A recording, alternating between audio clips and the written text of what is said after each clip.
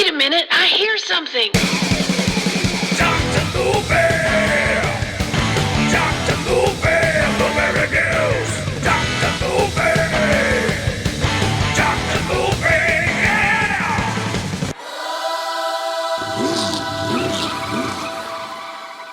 Oh yeah, that time again, Dr. Movie, driving down the road. My name's Rick, by the way, in case you don't know. And this is the podcast that's done from behind my steering wheel. And one of my favorite slogans is, I watch the movies so you don't have to. And be thankful of that.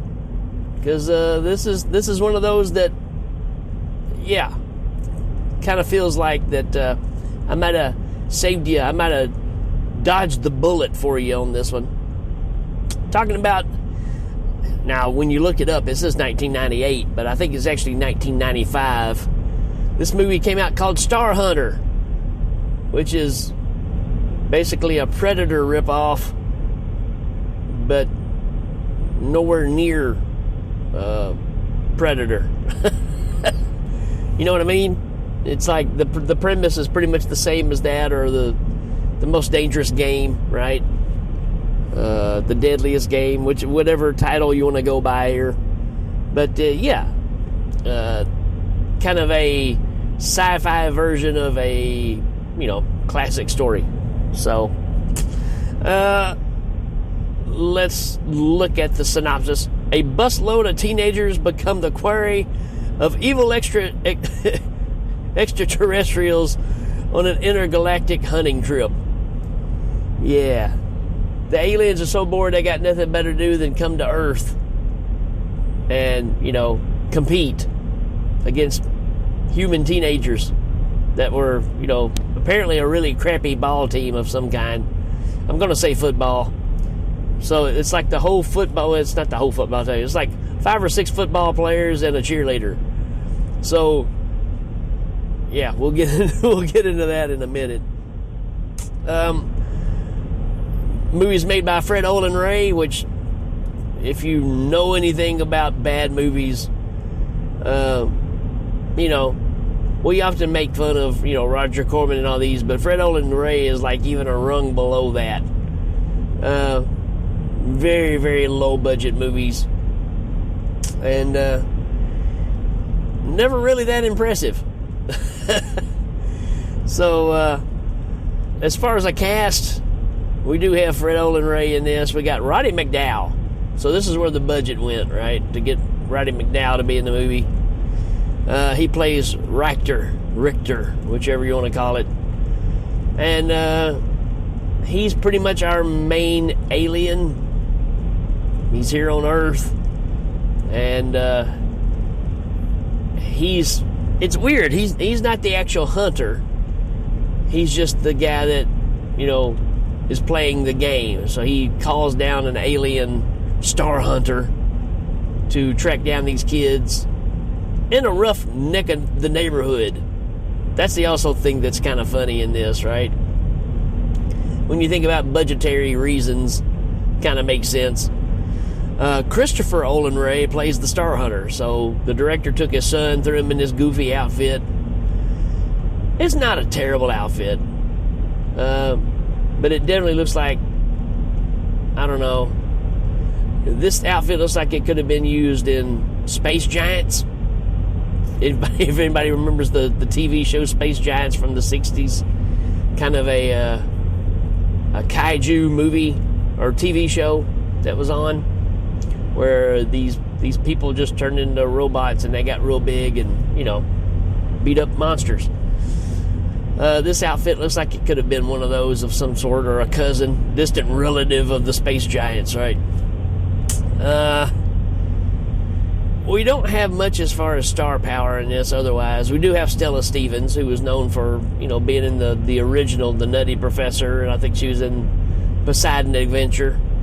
But there's really nobody else to really talk about. Bunch of newbies coming up, wanting to be in stuff.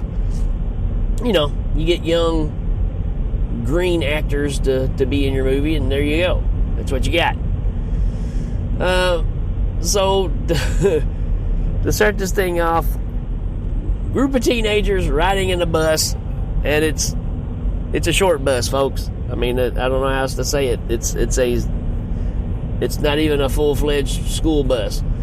Now, what kind of school sends the football team, or at least part of them, in a short bus, special needs bus, to a ball game and from the ball game? And again, it's not even the whole team. It's 4 or 5 players and 1 cheerleader. So, don't know what kind of school this is, but Stella Stevens is Miss March, and she's the one that's driving the bus. And on their way back home from a game where obviously they lost, you get the so-called character development, right? You get your typical jock guy. You get the girl that's in love with the jock guy. You've got, I think there's 2 cheerleaders, actually, now that I think about it, because you got the promiscuous one, right? And her boyfriend. Then you got the pot-smoking guy in the back, right? There's your group of kids. And they're traveling back home, and they have to go through a bad part of the neighborhood, and the van breaks down, or the bus breaks down. To their luck. And it was done on purpose, right? Because the Star Hunter comes down, he lands in the town, he creates kind of a electronic barricade that keeps things from coming in and going out, I guess. That's kind of what I think, but the bus is going by and he hits a button and it kills anything electrical in that area, right? So the bus stops, they try to use the telephone, nobody will answer the phone, or the phone doesn't work. So now they're on foot, and that's when they run into Roddy McDowell. They want to use his telephone. He's like, yeah, come on up. And while they're up there, they try to use the phone. Doesn't really get them anywhere. They end up standing there longer than they should. And Roddy McDowell decides, all right, it's game time. I'm going to have these kids hunted down by the Star Hunter and kill them off. And, of course, Roddy McDowell in this movie looks like he would hang out with Christopher Lee in The Howling, too, right? He's got these sunglasses on. And, yeah, he's phoning it in. And he communicates to this Star Hunter with a very deep, overdubbed voice that's supposed to be robotic, I guess.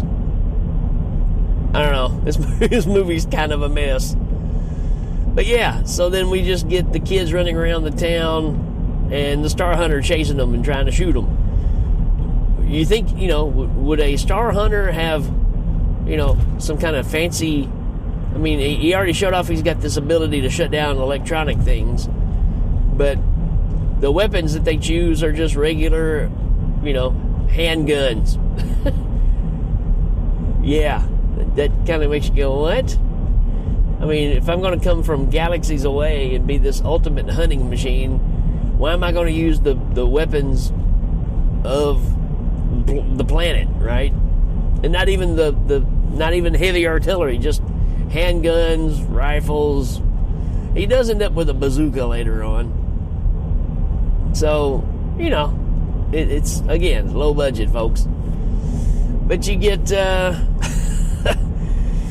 the pot smoking kid sneaks out while they're all hanging out at Roddy McDowell's house, to get him another little huff and puff. And he gets possessed, I guess is the word. He gets possessed by another alien who has come to help, because apparently the Star Hunter had attacked this planet before, and he kind of knows how to stop it. Now, I say kind of knows, because he never really tells them how to stop it. I think it's hilarious that I'm going to go to this planet and I'm going to help them, but I'm not going to tell them how I'm going to help them, right? I'm just going to tell them when they're doing something right. Oh, man. So, yeah, he gets possessed by this alien, and he's supposed to be some kind of, I don't know, comic relief, I guess, for the movie. Like we really need it. And obviously this alien knows nothing about Earth or humans or any of that stuff. But anyways, back at Roddy McDowell's house, we find out kind of what's going on because the promiscuous couple go upstairs and start messing around, and when they do, the girl hits this button and it opens up this electronic cabinet, and inside the cabinet is a bunch of human heads, right, displayed like they're trophies, right?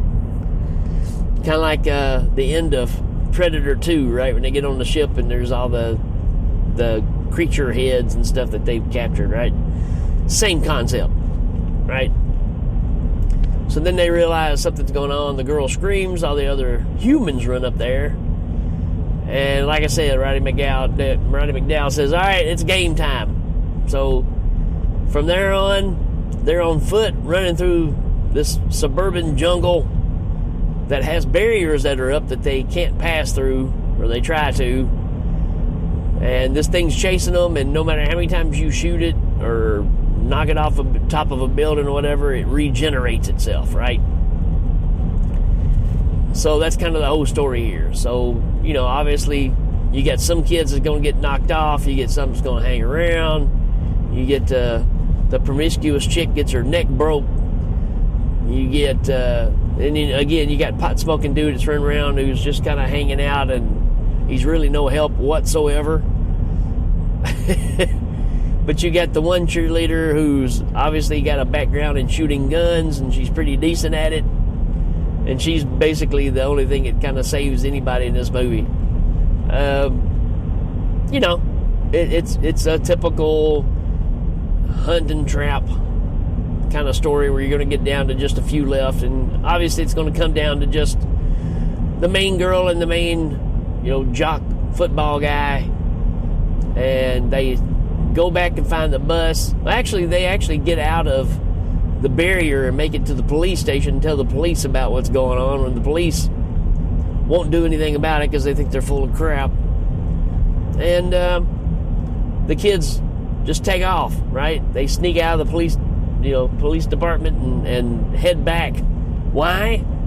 I don't know. I guess because you feel like you got to save your friends, but they end up going back to the same place. And I'm going, if you broke out of the thing, why don't you just keep going, right? But no, they go back in there to fight some more. And, you know, like I said, they'll shoot this Star Hunter, and he'll fall down and act like he's dead, and then Roddy McDowell will rejuvenate him and he'll come back. So you go through all this and you think he's pretty much indestructible. And then towards the end of it, you find out that the only thing that's rejuvenating this thing, and he's wearing a necklace. And there's one scene where, I mean, this thing's been through all kinds of dog fights, right? I mean, you've got, you know, cops shooting at him. I mean, the cops finally realize and come into town looking for the kids, and they see him, and they have a big shootout. Cops get killed, obviously. But this thing's been shot at by so many things. And finally, our jock football player shoots the Star Hunter, and it knocks his necklace off, and that's what kills him. I'm like, you know, and they're like, hey, what happened? And then the pot-smoking alien guy is like, yeah, you broke his amulet on his necklace. That's what stopped it. It's like, couldn't you have told us that back at the beginning of the movie? And then all we have to do is find a way to pull the necklace off of him? I mean, he's wearing a necklace, y'all. And the necklace is what's keeping this thing alive. A necklace. And it's got like this little bitty gem on it or whatever. I mean, it's... oh, man. So, yeah, it's... That's Star Hunter.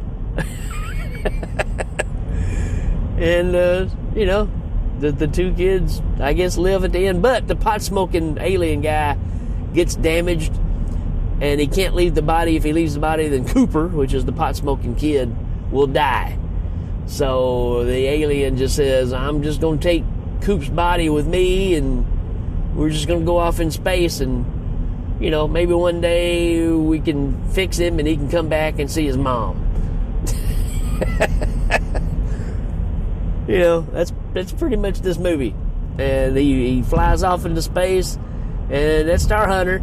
You would think they'd go back and like kill Roddy McDowell or report him, or some space police would come down and arrest him, but no, we don't get any of that. It just gets Star Hunter gets beat and the game's over, and that's kind of it.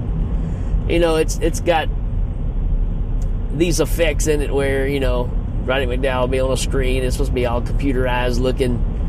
And he's saying, 2 are wounded and 2 are dead and game must continue. It's goofy stuff like that. That's pretty much Star Hunter. That's all I got on it. It kind of felt like a waste of time. I kept waiting for something different to happen, but it really doesn't.